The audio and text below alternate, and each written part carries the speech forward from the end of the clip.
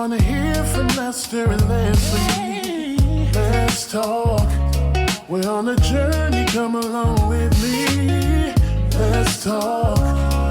We're bringing a new perspective. Let's talk. Let's talk. Let's talk with Lester and Leslie. Hey, Leslie. Hey, Lester. We just did some deep breaths before we started. Yeah.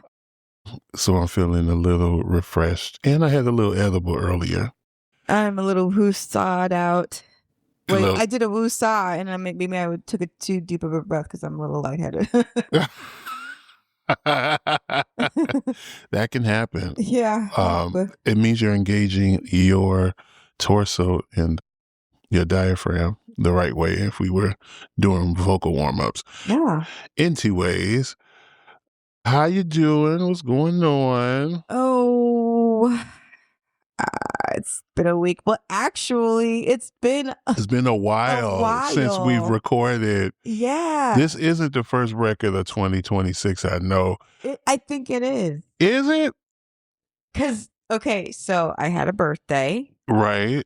Did we and we did our vision bingo card things, our sight boards. Yes. Yeah, and I think the last conversation, did we finish those in our last one? Because I know like ours are done and I had like a You know what? You might be right. Already. Yeah, we're a bit behind from our last record. It's been a while. It's been a few weeks going on. I'm gonna tell you, there's been a lot going on. Actually. Yeah, so this is like the first official record of 2026. Happy New Year! Happy New Year, Happy guys! New Year. Months later, I but don't know look. how to get this in March. Hopefully not. We'll see. Oh, but happy to be back. Happy to be.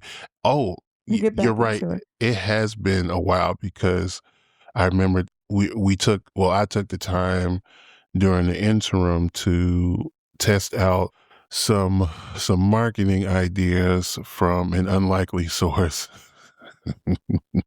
It's an unliked source.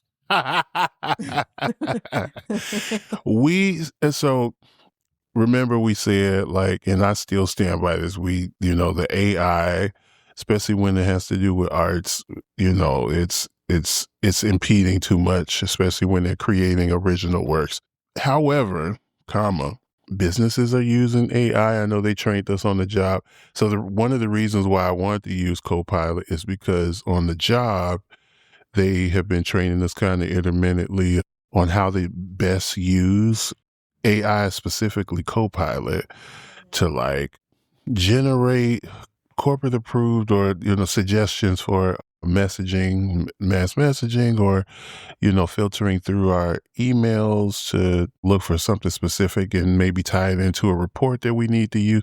Like it's so many administrative based functions that some of these AI tools I think are useful for. So in the time that we've been kind of resetting and doing things, I have utilized some of those same tools to help with marketing suggestions. So I've been testing those out in the interim.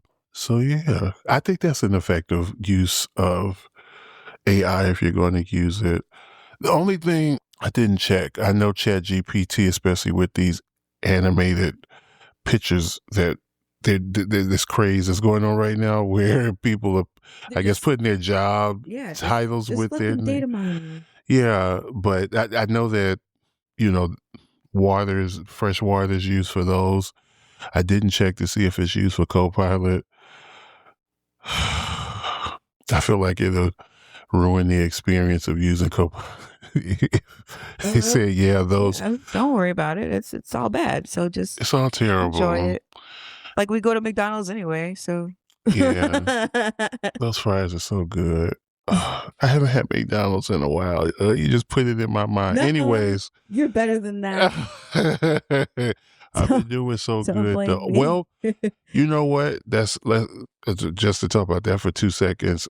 You and I both have been hitting these goals on the goal board. Yeah.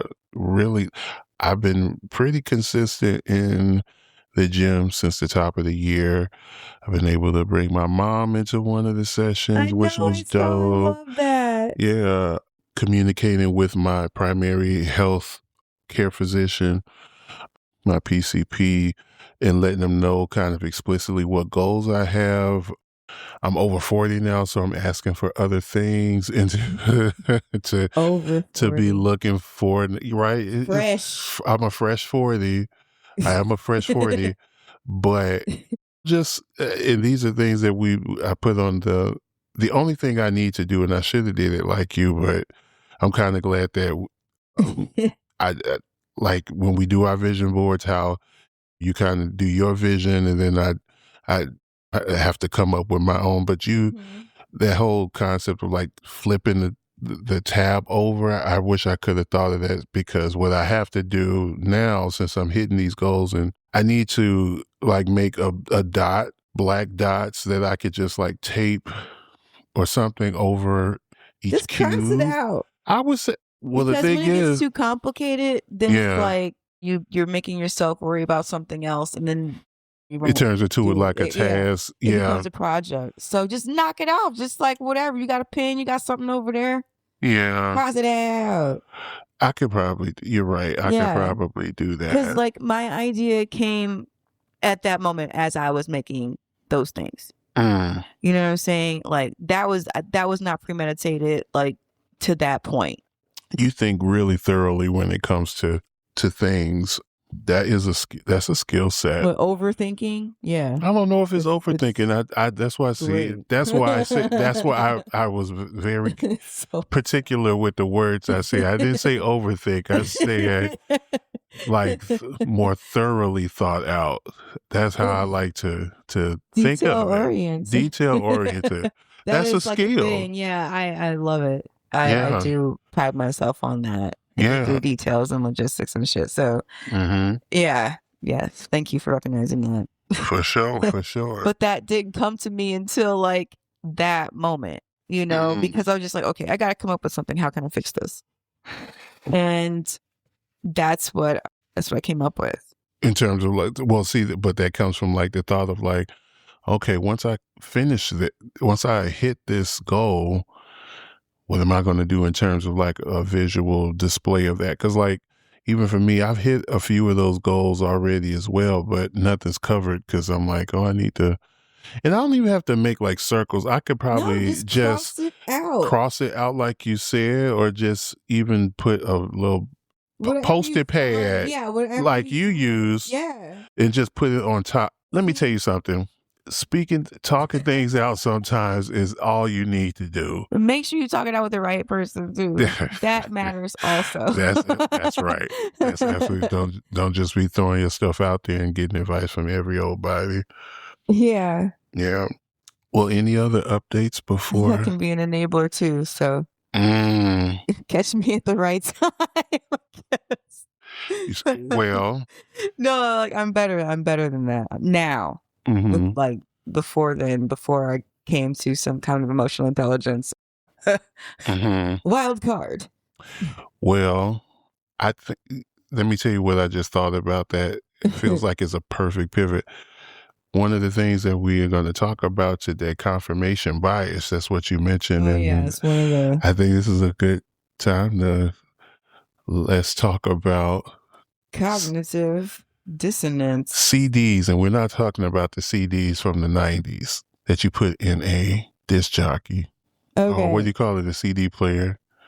We're talking about cognitive dissonance. Let's talk about cognitive dissonance.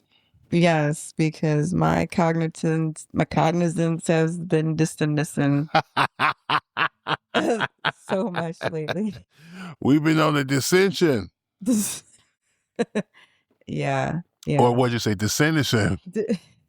Dissonance. We've been dissonancing. Well, I want to say that this definition, just for those who may not have an idea of what we're talking about. Cognitive dissonance CD for short. Well, that's what we're calling it. That's not. That's what we're calling it, right? Yeah, like Thank you for that. It's in the notes, so Yeah. it's not a formal. That's what we're calling it because that's our slang. No, uncle it's and not. auntie. For us, just for the notes because I didn't want to keep writing out the whole word throughout the whole. Well, okay, this is going to be Lester's slang. Okay, you this put is that on this there. is yes. I put my intention. And you know where that comes from, real quick, because of my time in corporate America, we abbreviate every mother freaking thing. Everything is a freaking acronym. Yeah, that and in the military, like oh my god. So anyways, cognitive dissonance. Theory coined in 1956 by Leon Festinger. Yeah, I think that's right. Describing a mental phenomenon in which people unknowingly or subconsciously hold fundamentally conflicting cognitions, where one's actions conflict with their beliefs. My God. Yeah. So you're saying one thing, but your actions don't match what you're saying out your mouth. Or what you believe, like legit. So or even saying something out loud, but knowing that you don't believe it. Like that's. So tell me and does it vary, but what part holds more weight, or is it case by case? Is it what you actually feel, or is it what you're saying out your mouth? No, those are all the same things, but different types of the same thing. Okay. That's like a cognitive dissonance. So, yeah, but not like what I'm going through necessarily, because there's different, there's nuance to that. Well, let's start there. Where's your idea come for this? What are you going through in terms of cognitive dissonance? So through like the last like few weeks, you know what I'm saying? Especially having a birthday and like just realizing some things that I've been going through. Like I have like happy moments, but then I see what's on the news and I see what's going on. Like it's terrible. Back near where I used to live, and I know that area over in Broadview. Yeah. I can't not, and like this is the whole thing too. I'm like, knowing what's going on right now is just, it's so weird. But like knowing what's going on and then trying to give myself permission to be happy, that is something that has been making me feel like some type of way. Like it's really been fucking with me. And I'm just like, it's stifling to the point where it makes me freeze because I feel guilty. You have a physical reaction. Or I feel like, okay, well, what do I need to do? I don't know what to do. And it seems like when I do something or when I choose to do something, it's coming from more of an emotional space instead of a logistical one. And it's usually from fear. Okay. And so. Well, okay, just to interrupt for a second, is that necessarily a bad thing? Well, it's a bad thing when I don't do anything, when it disrupts my life, my productivity, my day-to-day. Yeah. Because it got to the point where I didn't want to do anything except for just sleep, or just it got to the point where I would say that I would do something and then I would get to either like reading the news or scrolling or like doom scrolling. Yeah. And then I end up breaking promises to myself, or I end up not doing it. And it's disruptive. It's very disruptive. And I have to figure out like, why am I giving so much priority to something that something I can't do anything about?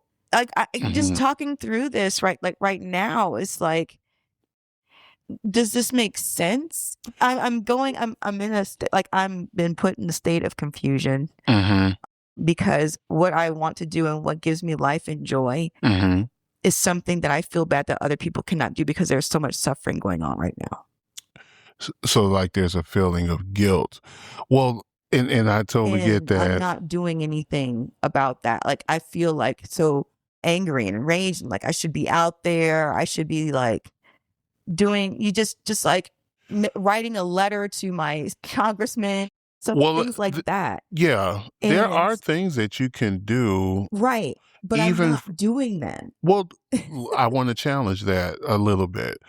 And then I also want to go back to give clarity to the statement that I made earlier, because I don't think I was quite clear with what I said. But I want to challenge that and say, like, when you are sharing those thoughts, those memes, those videos that educate and speak to the emotion, and this actually goes back to the clarity that I'm talking about too. So what I was talking about earlier was the fact that we get these reactions you mentioned from an emotional place. And as a creative, when you say a statement like that, I'm like, well, is that a bad thing? Because I feel like most of how we operate as creatives come from an emotion, a place of emotions, a place of seeing something different than the binary or the norm that everybody else sees. So whenever you're talking about coming from a place like that, I don't know if that's always necessarily a bad thing, especially if you explore it, because it allows you to kind of filter it and make sense of it and see if it's something that, is beneficial or not. I think the issue is when we try to stifle that, you know what I'm saying? Instead of trying to make sense of it. But no, I want to challenge that, because I feel like when you share information, especially on social media, you're doing that doom scrolling, right? Yeah. But sometimes you send some of that stuff to me. Sometimes you repost that on Instagram. And I don't know about you, but now they have this feature where it tells you if friends of yours have have liked viewed it or liked, yeah. not viewed, but if they've liked or reacted to, and it's actually getting on my nerves. I'm trying to, like, 'Cause we're seeing the every same now and then I will shit. say, I don't want to see this anymore, but I keep getting it. But the good thing about that is letting me know that my network is looking at the same stuff, and we're kind of all, and it's not to say that Is it like a groups, collective algorithm? it's not to say like this is a group think experiment or project, but it makes, to me, I look at that from the lens of these folks are seeing these things and seeing this content, and that's important to share because we're all a part of different networks, right? Some of those networks are at that borderline of right, that middle border where, oh, this terrible thing is okay, but maybe this isn't. So I feel like it's important that disinformation gets eradicated by correct information. And for me, I feel like that gives purpose, first of all, to social media, but it feels like you're doing something. A lot of people here in Illinois may not know what's going on in Texas with Jasmine Crockett and the Senate race there, not knowing that the reason why California went through the whole process of eliminating some seats is because Texas eliminated the seat that Jasmine Crockett sat in, and she's now running for her state Congress, I believe. We may not know those things because we're here in Chicago, and we're run by a Democratic, for the most part, leadership. And even though it is what they call it, career Democrats, like it's a lot of get along type stuff, which we challenge, but it's a different, but coming from someone who's lived down there in Texas for a little bit and lived here, it is a totally different experience living in a blue state versus a red state. One of the things I'll never forget when me and my ex when I moved back to Illinois and moved here with my ex, who was from Texas, she was able to get benefits from Illinois that she was never able to get in Texas, like health insurance, right, through Medicare. And that might not sound like a big thing if, like, for me, with the exception of me being laid off that 1 year in 2025 or whatever, like, I have never experienced having to go through Medicare or risk not having insurance.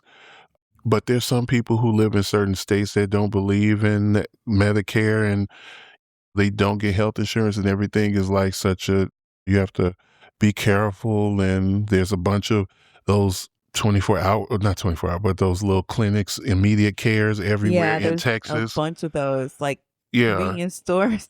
Like convenience stores or liquor stores here in Chicago. They're immediate cares everywhere. Yeah. Because it's cheap. I know it's cheaper because I went to one myself when I lived down there, but usually it's real cheap to go there. And like there's a whole system behind the fact that they have all those, and we don't here in Chicago. And that's how the healthcare system is set. So it's little things like that. Yeah. That's differentiators. Yeah. To me, like what I noticed down there is that it seems like the cost of living is cheaper because of the fact that they don't pay the taxes. Mm-hmm. And people don't realize that taxes, they go into your infrastructure. Mm-hmm. Like the reason why your roads are the way they are, and getting stoplights and getting water to your residence, and you know what I'm saying? Like making sure that there's regulations on like what kinds of trucks and things go through, like things like that, as far as things that you use every day, like a street. Mm-hmm. Whether you get public like sanitation, public transportation, like all those things, like that's what tax money is supposed to go into, is your infrastructure, the things that everybody uses that they can't, like that they need to allocate to professionals to do. Saying one of the messages I got personally from like the difference between living in Illinois and Texas is a really simple kind of message, but I said this then and I say it now.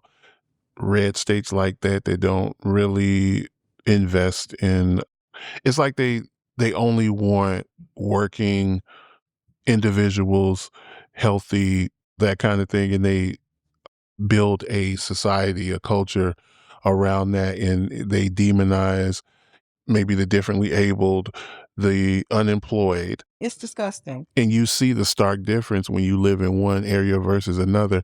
And even if you're a person who, like myself, at that time especially, never experienced that, needing to utilize what do you call it, like state services when you don't have employment and it's beyond your control, right? Like this isn't you performing bad in a job and they letting you go, but that they're having to downsize because COVID affected their bottom line and they were overzealous with their budgeting prior years. So now they have to pay for that by cutting jobs and cutting people's in their livelihoods. Like these are business decisions that these companies make all the time.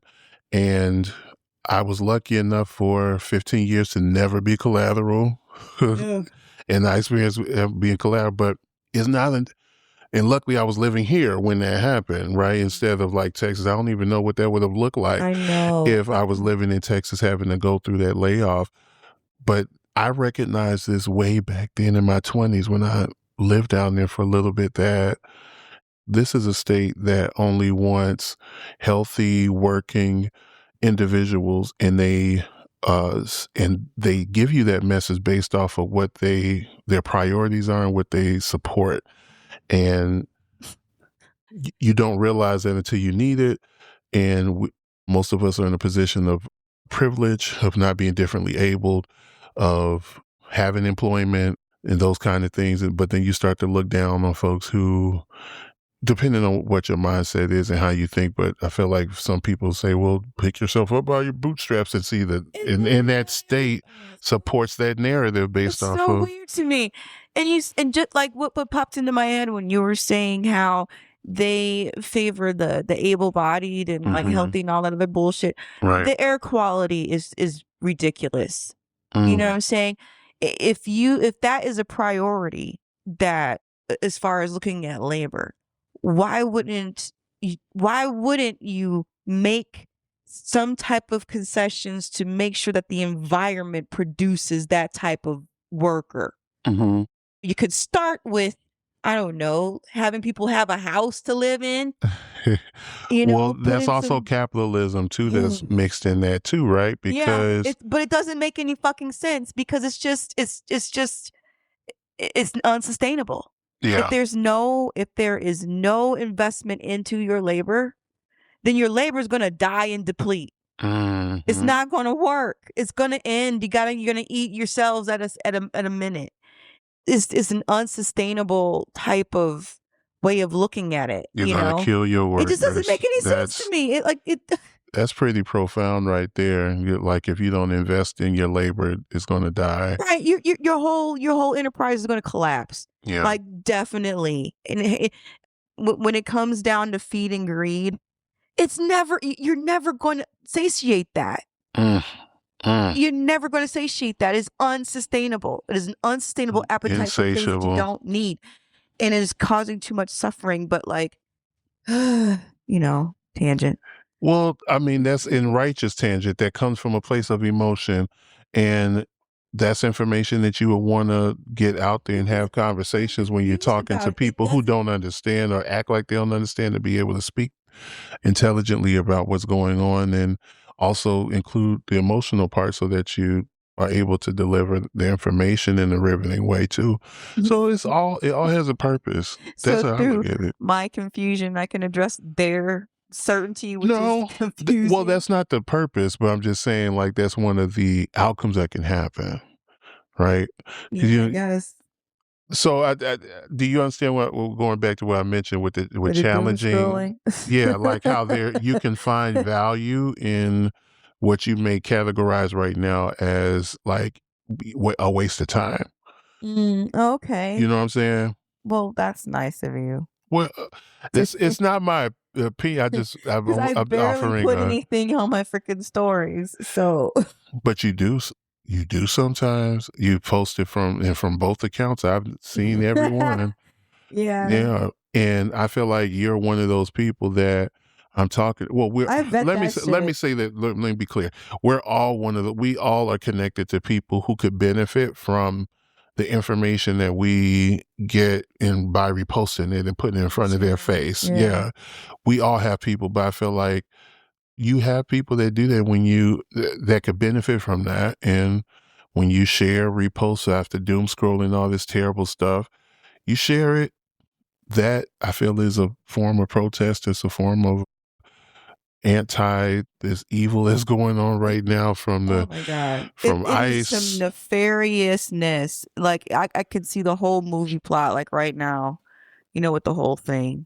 Yeah. And I think that that's another disabling thing for me too, because it's just like I'm calling shit right now. Yeah. And I'm like, no wonder that the Department of Education is being dismantled, because they don't want us to learn history and see these patterns that are going on right now, and to see like, okay, there's a better way of doing things. There's a better way of life. Like they don't want us to travel. They don't want us to see any other civilizations. They don't want us to think creatively, because we know that's where we find solutions for problems. It's behind a creativity.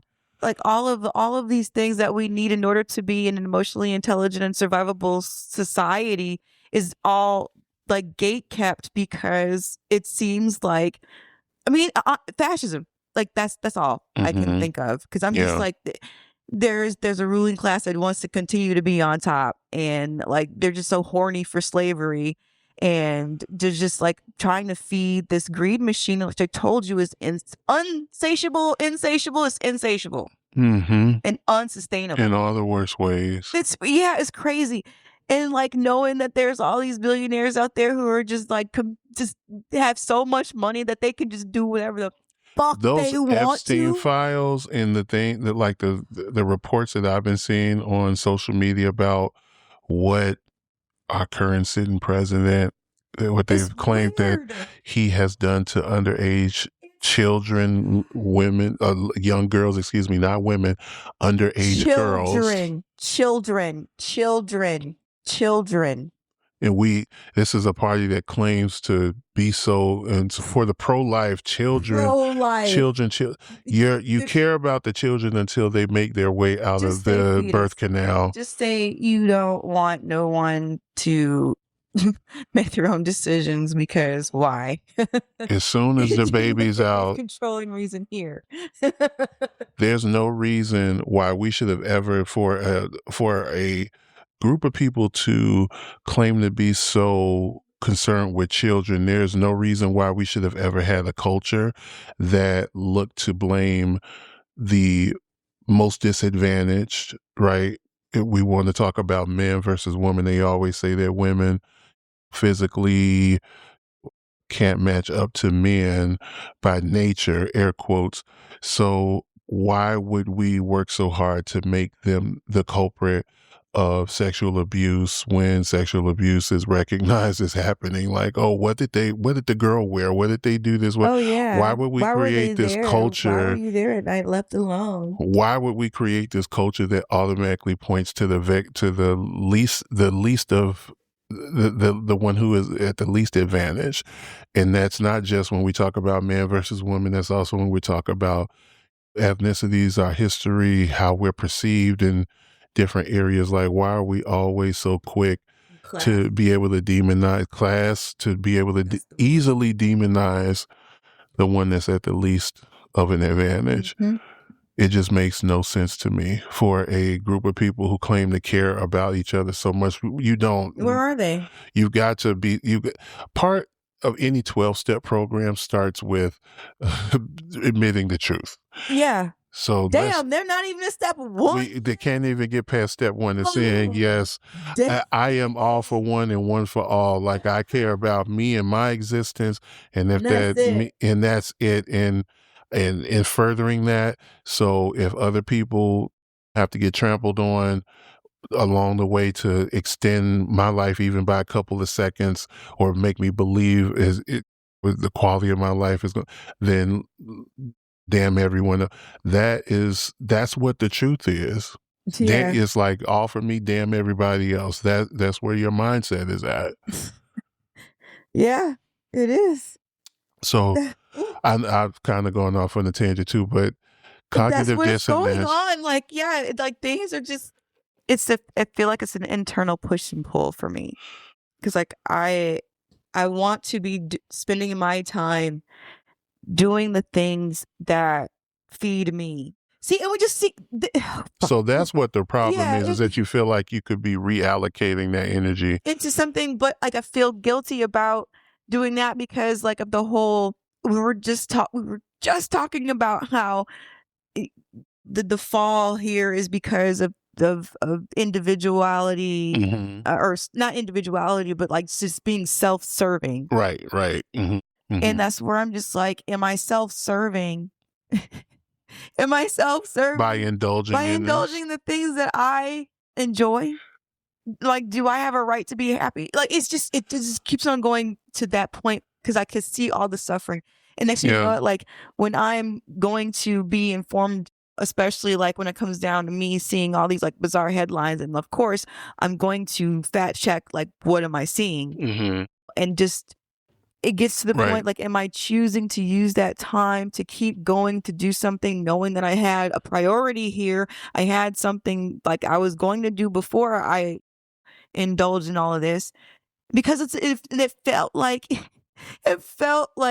it was kind of like masturbatory with my phone. We say masturbatory, like yeah, like I'm trying to like bust on like it's, that's what I thought you were saying. Like this is not like in the metaphorical sense of talking, metaphorical like, masturbation. Just like yes, where it's like I keep picking up my phone and like knowing that there is no notifications on there that are new, and no one who is trying to reach me, and no one who I need to talk to, and the ones who are like reaching me or whatever, I can't really talk to them. You know what I'm saying? Like it's just like there's nothing for me to do on there, but I still pick it up, look at it, scroll, and then scroll, and then scroll, and then by the time like an hour and a half goes past, and I'm just like, oh wait, I said that I was going to do this, but I'm doing other things and getting worried about it. And then when I want to lock in to do what I want, what the information that I got from scrolling, like, and knowing about like what's all going on outside, right? You know what I'm saying? And like, okay, do I want to do the things that I enjoy? Or do I need to do something as far as like be more involved community wise? Like what do because I can't expend my time. It doesn't seem like I can expend my time, especially for the commitments that I have going on right now. Right. Like I don't have that. And then the resources I have to make sure that I have my responsibilities covered. Mm-hmm. You know what I'm saying? So it's like I can't be hasty about the way that I allocate my time and my energy and my money. And it's like, and then here's where the confirmation bias comes in. Okay. So there's this book that one of my friends gave to me that like I'm reading, and there's a quote in there that pretty much says that the form of resistance for a Black woman is to enjoy themselves. That's right. Is to find Yep. joy and to I was find going to mention that. softness. Mm-hmm. Yeah. And I'm just like, okay, Yes, I'm reading it Lord. in a book. And then obviously the algorithm. Mm-hmm. You know what I'm saying? So like I'm seeing that in there too, where it's just like, you know, as a Black woman, you are healing your ancestors. Yes.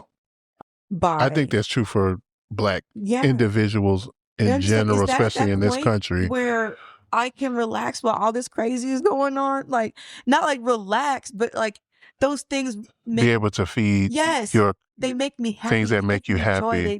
They don't make me like, they soften me. Mm-hmm. Mm-hmm. You know, when I'm able to do projects from love, from my heart, like I'm able to write from places that like I had struggles with, you know? Okay. And so like when I feel, Yes, Lord. I feel like, you know, when I see those messages, I'm like, am I seeing it because that's what I really want to do? Like, this is what I want. Like, that's going to give me comfort. That's going to bring me out of my dissonance. Mm-hmm. You know what I'm saying? Am I listening? Am I leaning towards that comfortable thing? Or do I need to lean towards something else that I have that sets me into a mindset of confusion or unease, or not just like unease because I'm supposed to lean into my discomfort. Right. But at the same time, it's like I get to that point and it feels like I'm well-intentioned, because when I think to myself, well, what can I do and what am I going to do? It doesn't seem like something that is a good move or a good one to like, you know what I'm saying?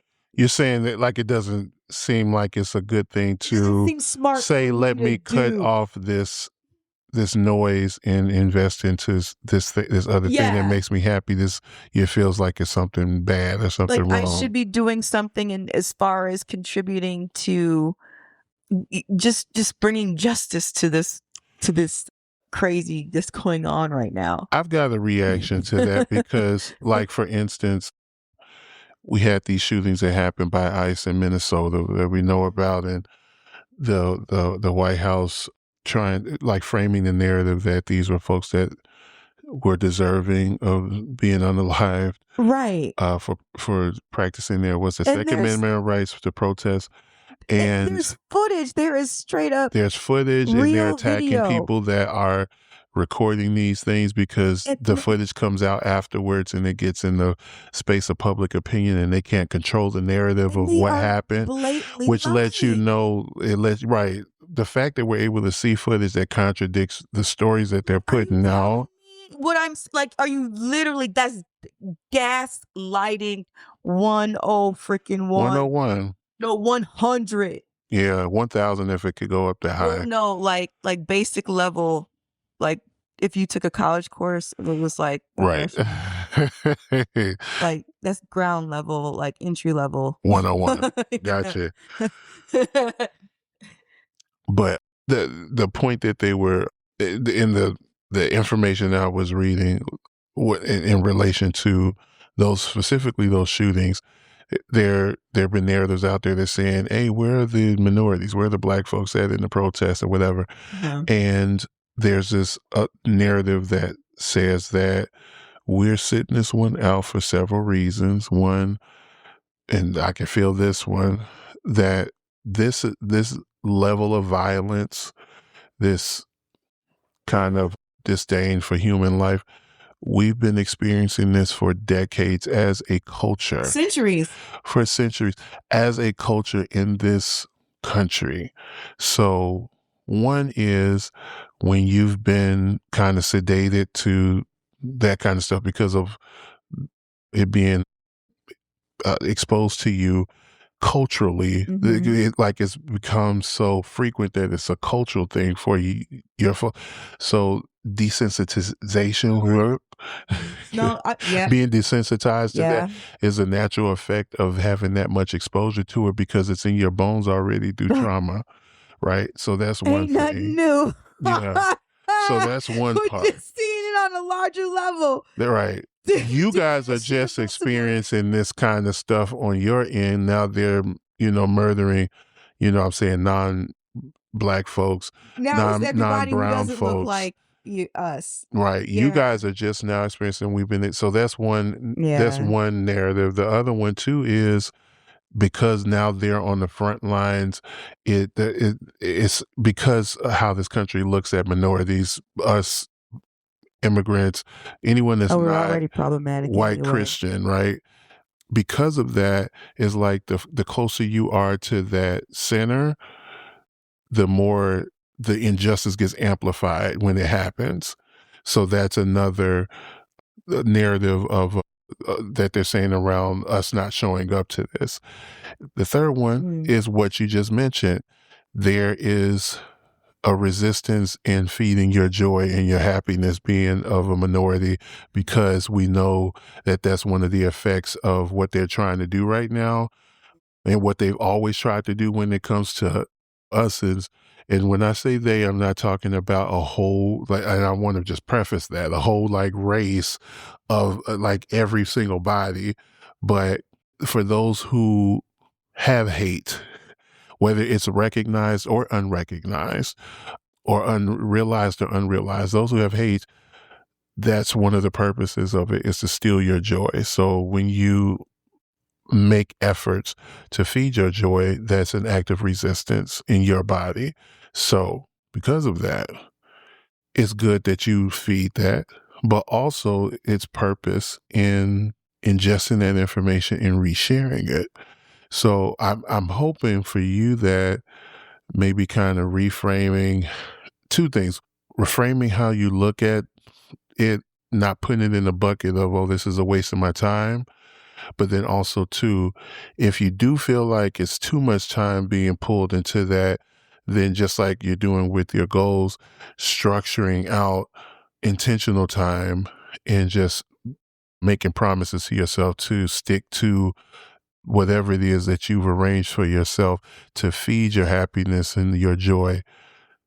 As your friend, that is the thing that I would hope for you, is that you see the time that you have vested more positively and more necessary than what you're framing it now. Than two, if you feel like it's a total waste of time, then approaching it more systemically. And when it comes to investing in your happiness, if you say, I don't know, I'm gonna spend an hour reading this book that I need to finish because you've got that on your goal sheet, then setting an alarm if you feel like you drift off with doom scrolling for 5 o'clock or whatever it is that you set up, and really sticking to that. Just kind of like we do with working out and all these other things. If we say like, hey, I'm working out 3 times this week, I'm working out 4 times this week, I'm going to hit this muscle group, honoring your promises to yourself. That would be my hope for you, because the fact that it's disabling you, but physically, that is crazy. Yeah. I haven't smoked weed in a little while. So, and I tend to not to when I have like singing engagements coming up or things like that. I want to clear out my lungs. Or sometimes I just feel like this isn't something that I'm addicted to. So sometimes I'll just chill out on it. I'm in the chill out mode right now. And that comes with, actually it comes with some positives, but like that comes with its own thing. In terms of cognitive dissonance though, for me, I don't think I have those same kind of problems. I like to try to find purpose in everything I do, even if it's chilling out. Because that's important too. That's something actually that you helped me recognize with this vision board project and having that middle space as your don't do shit. Yeah, DDS or like take a break. Or even if it's self-care. It was called a self-care square. Or even if it's just dedicating, like if it's something that you want to do and just remembering that the things that you do and the things that you feed into and you put your time into are things that you have an interest in, you yourself. So finding purpose in that. I know I said a mouthful. And thank you for a bunch of that, though, because that really helped me.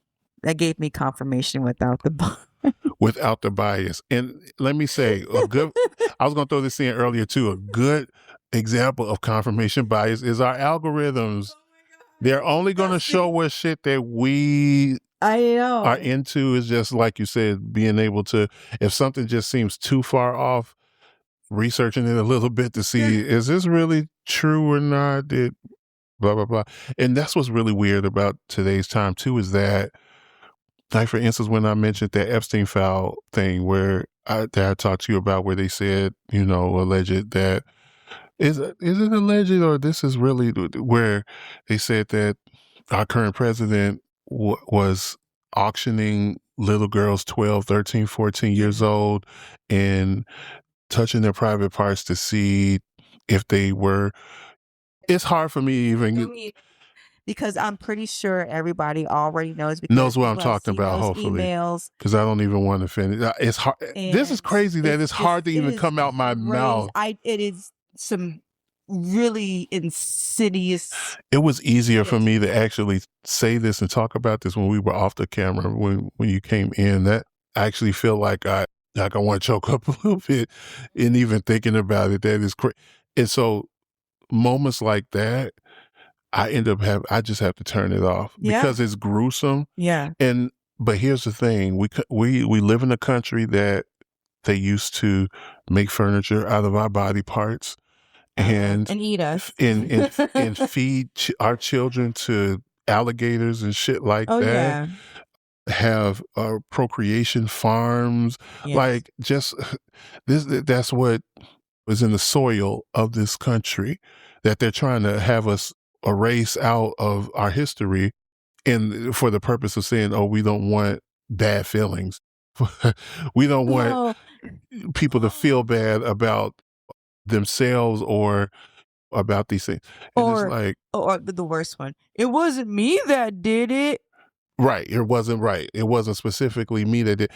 But then never forget 9/11. Never forget why Al Qaeda did. Like, it's where the times that we are in right now.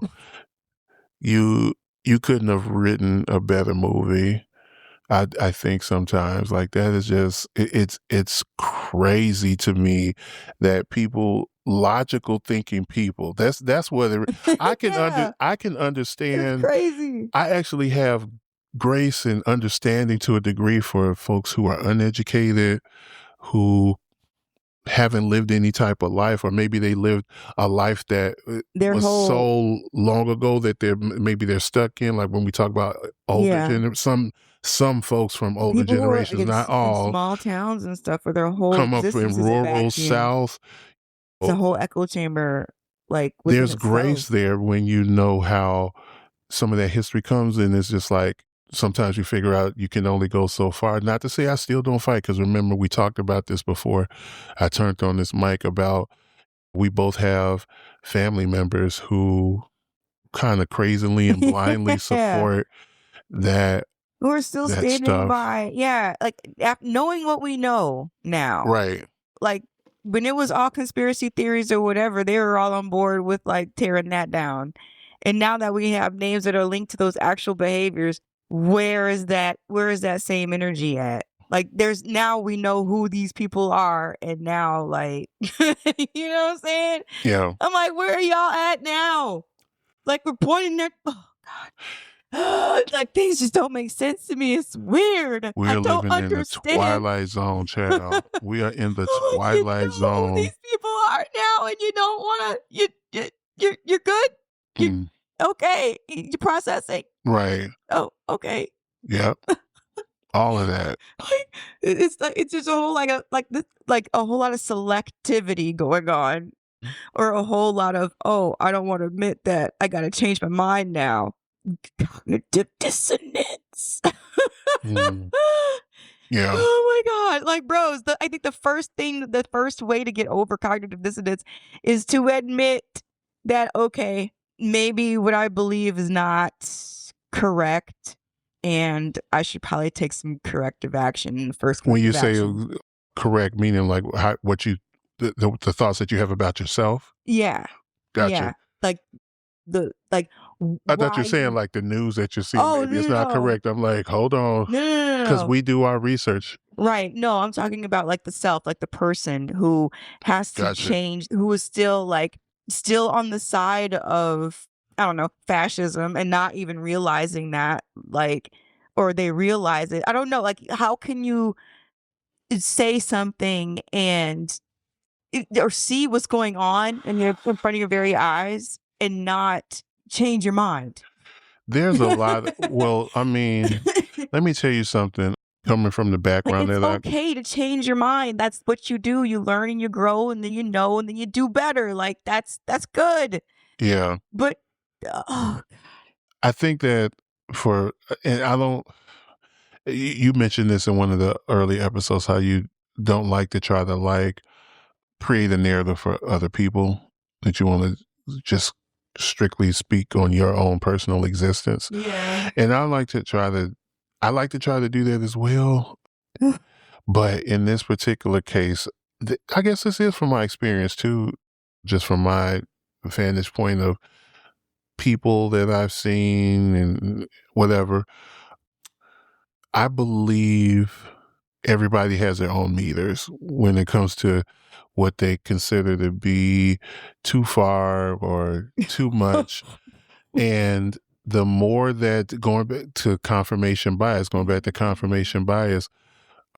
the more that someone feeds into your own personal beliefs, it's like the more grace that you give them when they fuck up, right?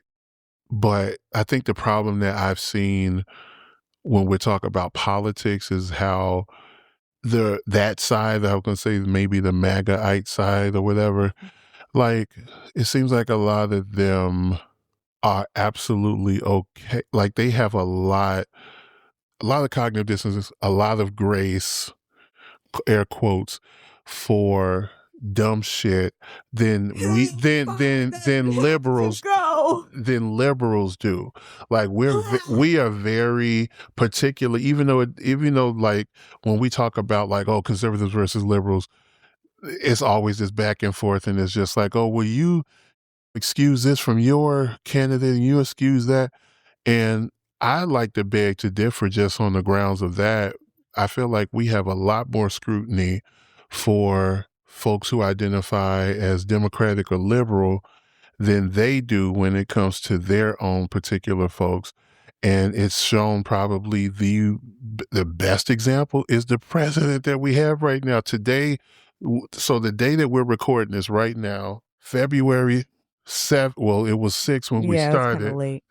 We just crossed over at midnight at my house, but it's a Friday, so it's cool. Yeah. But no work tomorrow, well, except for the gym. But no, just this morning, talk about Friday morning, it's now Saturday, but the president tweeted out Barack Obama, Michelle Obama as monkeys. And then the press secretary went in front of all those news outlets and said that, oh, he was just quoting something from The Lion King. They didn't have not one goddamn monkey. And did you see that video that Mima sent you with Dominique Morgan? She was just like, is this some new Lion King that they premiered as in the opening of the Melania movie? That's why nobody knows about the shit. Dominique, man, shout out to Dominique Morgan, man. She is a dope dog, but we'll get you together as well. That's what I love about that we are stupid my as community, fuck. the LGBT community. Yo, like this is just She the ran down. wildest She was shit. just like, did they premiere a new Lion King? Was that in the opening credits of Melania? I was like, girl. Girl. But it's the truth. The thing is, that's what happens when you're fed bullshit. You need to know. Yeah. My God. Like, they are screaming, like, honestly, like, that seems like a legit excuse or legit reason. He's tweeting the Lion King. I almost feel like I need to read that book, The Art of the Deal. Is that the book he wrote or something? He didn't write it. Or that he read, or I don't know. I remember my dad, like, talking, because my dad read it. My dad read a lot of books. I want that book. Ugh. Let me tell you why. Because what I was about to say earlier, in my experience as a salesperson in sales, practically my entire professional career, there is an energy, there is a je ne sais quoi, if you may say, that our current president has and has always had with his mouth. The folks down south, they call it the gift of gab. He is the perfect salesperson. There is a way that he delivers messaging where he can skate by a lie, and then of course he has his privilege, so that he's able to fully take advantage of that. So you mix that with the privilege, that man can sell you a glass of a fire in hell. Now, who would buy it? I don't know. Whoever bought, like, I don't know who will buy Bible it, or some shit, or like the MAGA sneakers. girl. I'm just saying, like, he's putting that shit out there, yeah, and people are buying it. And here's the thing: I don't know who would buy it, but when we talk about sales technique and how to talk to people, he is like he's going. Let me tell you, he speaks in hyperbole, right? Right. You eat that shit up. You take it literally, because obviously, if you can talk like in that kind of manner without pausing. I mean, he's failing right now because obviously there's some things going on. Incontinence. Oop. Okay. There's some things going on right now because, like, before him and Mitch or McConnell, whatever. but we'll anyways. Oh my God! So he asked the tough question. just wipe out. My God. So, like, yeah, because before then he branded himself and became linked to luxury and power, even though it wasn't really about anything. It's just all total bullshit, unsustainable bullshit. Right. And there's a business formula where you calculate your net worth with your assets, with your net debt. So you can be bankrupt like $8 million in the hole and have $7,000 worth of assets, and you'd be considered like a millionaire because those numbers are added together. The debt is included in your worth? Yes. It's like, oh wow. My God. There's a business formula. You know what? So if, like, fact check me on that for real. Because I wasn't really prepared to talk about that. But that just popped into my head about, like, how, like, this whole thing is just a scam. It's unsustainable. It's like feeding a greed demon that is insatiable, you know? And so, like, if you want to keep this going, you're going to get ate up. You know what I'm saying? It's a race to all, like, this stuff. And you know, like, what happens when there's a class of people who have accumulated this social construct of freedom, which is money, and has netted it all and is not willing to distribute it back into where they're getting their money from, which is their labor, and is using it to do, like, some crazy ass shit, like whatever the fuck they want to do.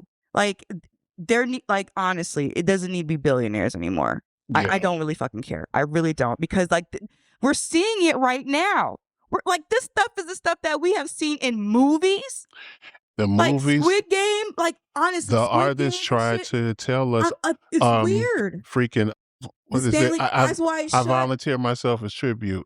Hunger Games. Hunger Games. Yeah, and we got the Olympics going on right now too. This is some madness. Like if anybody is alive or awake or, like, breathes, are we in the fucking Matrix? Like all this craziness going on right now, and there is people who still believe this shit is okay. Who are you? What? Please, can you please tap into your self-conscious and make some corrections quick so that we cannot suffer like this anymore? Because this is wild. My This is God. absolutely freaking me. Like, it, not freaking me out, but at the same time is like, it's troubling. Yeah. Because it's just, it is crazy to me that these things are going on right now, and people are still the ones, especially my Black cousins, who are still like, Wait, plural? My God. Because yeah. I thought I know just one. Now, it's not to say that it's not others. I'm sure it is, but I know for sure There is, that I've debated on my family one. yeah. I guess there's at least one in every family, but I know Right. that there's a couple more in there. On your side. Yeah. My God. So, like, which makes I don't get it. Like, that's an anomaly to me too. Just like the whole like pro-life movement, that's crazy to me, because apparently like the foster care system and whatever, like, where are they at with that? When they're making these women have these babies, where are they at after that? Mhm. Like, when women are having children, like, there's no consideration for women's health care or anything, and like, that's pro-life too. Where are they at for that? You know what I'm saying? Like, Mhm. and it just makes me want to think, okay, they're not showing up for here. Is this an op? Like, is this some kind of like, you know, some type of controlling shit? And it takes me back to knowing about how women and children were treated way back. Because if that's what they're trying to do, is make it great again, which I don't understand what was great about that. Because obviously men suffer under the patriarchy as well, Right. because of unnecessary like gender roles that are placed on people in order to create like more labor, but whatever. But it's just like the whole property Come on. thing, because She back in the cooking.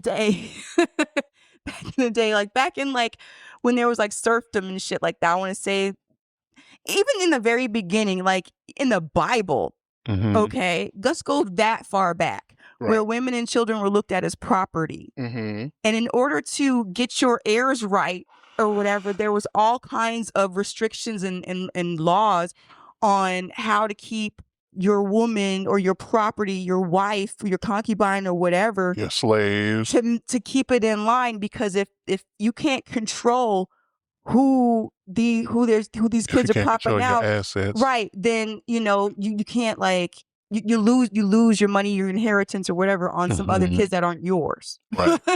Right. You know what I'm saying? So it Mhm. all has to go down to like property and money and all kinds of like bullshit. Like, it goes like that far as to like control. And so when there's no health care for women, and then there's like all this backlash about abortions and shit, like, and then all this crazy data about after birth abortions, I'm just like, if it happened like once, that's what they're drawing from, because that shit does not happen. Mhm. Like, people are believing all of these like one-offs, and then blanket statementing the whole practice. Mhm. And then it is also enabling rape culture. My God. You know what I'm saying? Especially if there is no consequence for these dudes, because it's always put on the woman to have these kids. Right. And no matter whose it is now. And that's like on the woman. And that's like, why are we doing that? Why is that okay now? Like, I just don't understand. Even the women, like, that is crazy to me, how there are women who are shaming other women for making decisions that they don't have any business even talking about it. I would hate to kind of generalize it, saying it's like hating on the person, but it really is. Like, you see someone who's practicing their autonomy in a way that you feel like you can't, because of the restrictions on the binary thoughts that you put in your own life, on your own self. Right. I don't. And that's what the breakthrough is.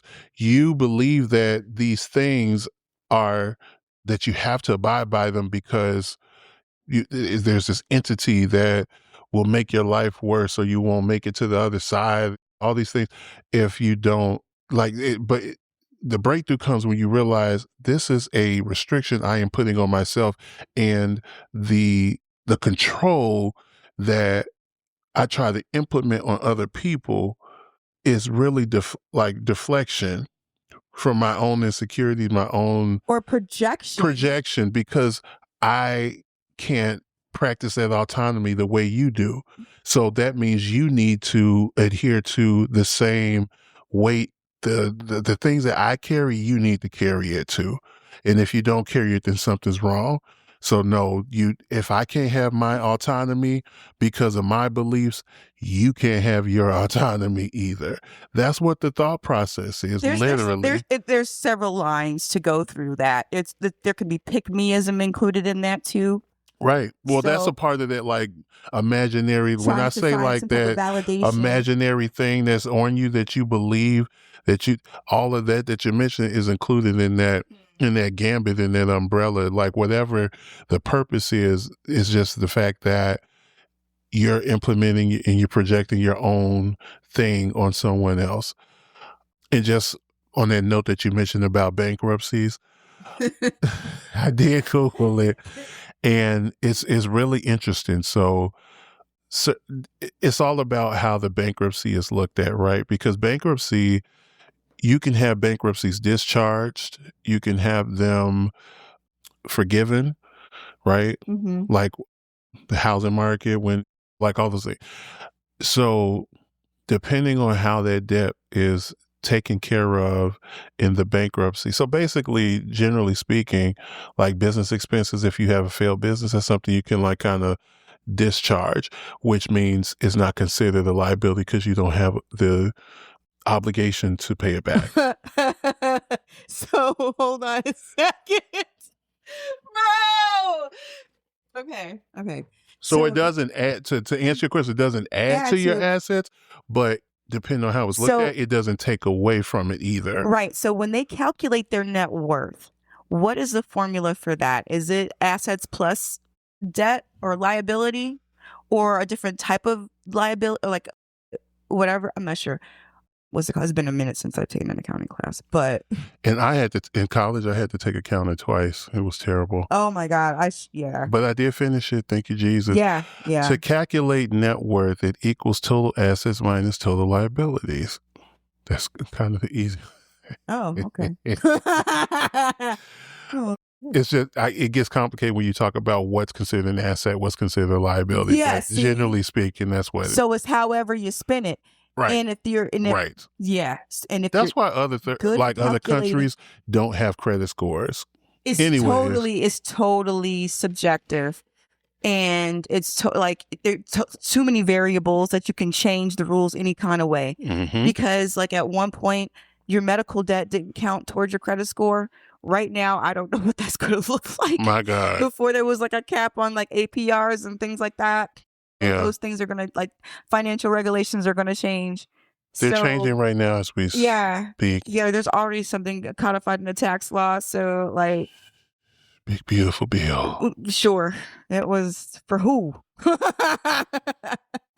Not me. For Elon Musk. They weren't considering me or, whatever, but we're here. So, thank you for, to just roll back. Like, I really appreciate you. Because, like, honestly. You went off for a second. I love that. Well, you love it? Yes. Great. 24, she was 8. She, in my Jay-Z voice, she went crazy. If you guys listen to the album that Jay-Z and Beyonce made. Well, that was a cute one. Yeah, there's a song on there where Beyonce is just like rap and she's in this flow, and in the back Jay-Z's like, she went crazy. That's what just happened just now. Oh, she went crazy. That song called Ape Shit? That's it. That's the one. It's the single from the album. That's it. She went crazy, y'all. In that rant, I hope that you all gathered just to kind of bring us home. I hope you guys heard, because I know I heard how she overcomes her own cognitive dissonance. I don't know if you want to reiterate, but what I heard was a thank you to me for helping. First of all, Yeah. I agree. Go ahead. Yeah, Be proud. That was dope. and what I said, to reiterate, was it's in this again may not apply to everyone, but I believe as when you're a minority, anything that you invest into your hope and joys and things that make you happy is not wasted effort. It's a form of actual resistance to hate. So that's one. And then the second is when you do invest that time into the doom scrolling and things, as long as you share some of this shit, it's productive. As long as you not just absorbing all that yourself, consume. send a few to me, put a few on your story, then for me, that's just from my vantage point. I feel like that is it's helpful. a form of being productive. Thank you. Yeah, I appreciate that, because like there are some that I do share. I'm like, this is for real, and it's vetted. Mm-hmm. So, and then I put like a sticker on it. It's not like the stuff that I seen you with those talking vegetables. No, God. Yelling vegetables. Don't use this kind of soap. I dry your skin. If you don't take vitamin C with me, I'm useless. Right. If you don't take this vitamin D before 12 o'clock, all of that. Be in the refrigerator. I'm just going to get mushy at night. Eating mushy and fun for you to enjoy. I got to hold myself, Jesus. The reason why it is so fucking funny is because that is literally what they do. She hit it right on the head. My God.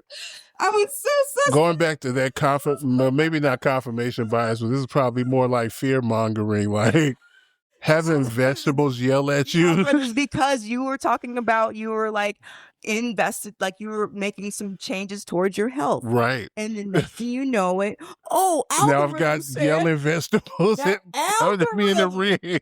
I can't stand him, algorithm. My reels now are yelling at me. He's talking vegetables and yelling at me now. For you. But that's okay. You some yelling pill bottles, vegetables, and all kinds of things that'll make you feel a little uneasy. Well, let me tell you something about confirmation bias with that. There's not one vegetable that can yell at me louder than my primary care physician. So take that, algorithm. God damn it.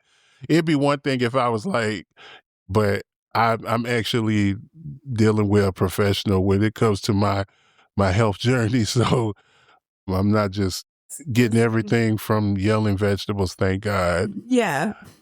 And I wouldn't suggest that for any of y'all either. Yeah, tell them to shut the hell up. Oh, this was a good one. It was? Okay, cool. Tell me what you got coming up.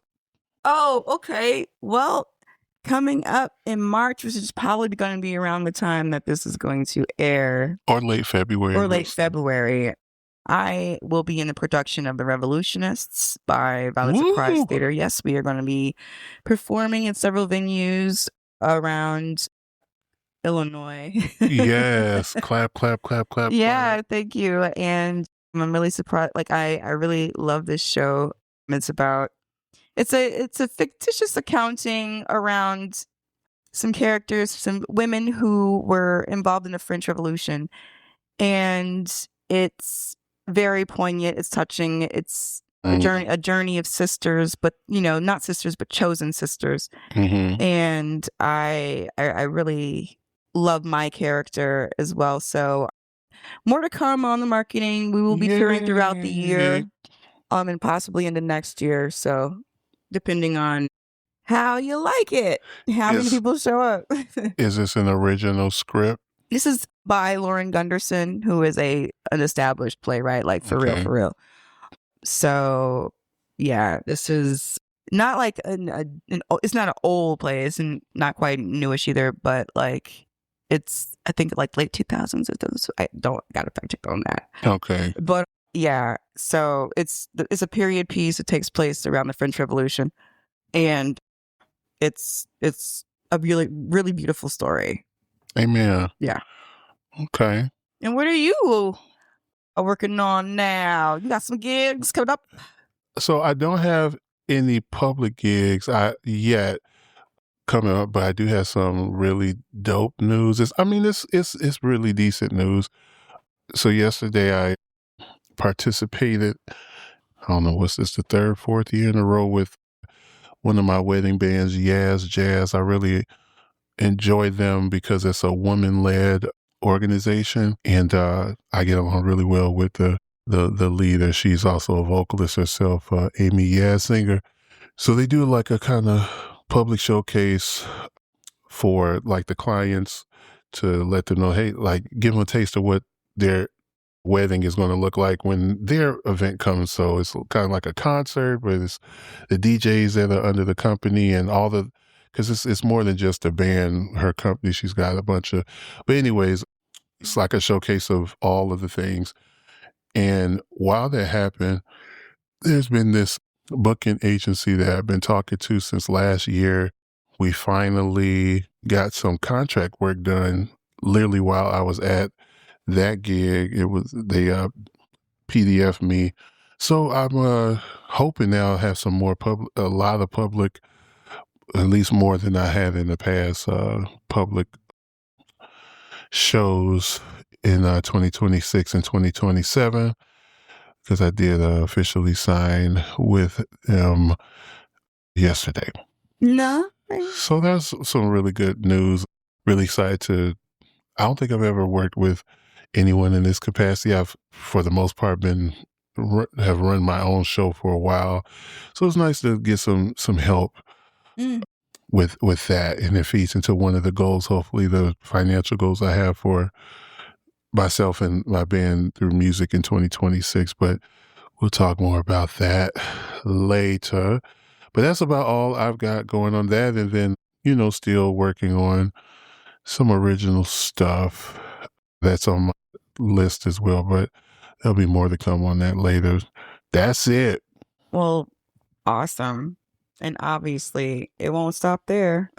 Can't stop, won't stop, especially with what I got coming up on my, man. On that bingo card. On that bingo card, let me tell you something. One of the great advantages of just being more active, like yesterday, that showcase, like, oh my God, I was doing my little kicks and stuff. Like, man, it's just, you just find yourself having a little bit more energy. So I am. It gets a little physical. Right.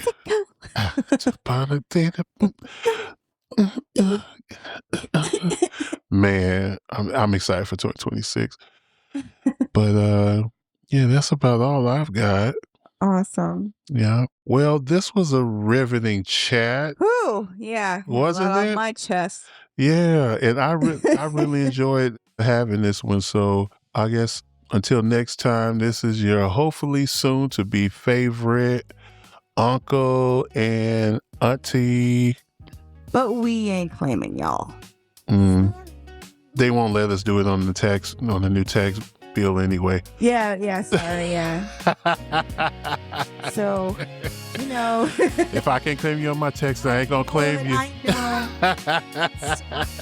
know. Bye, y'all.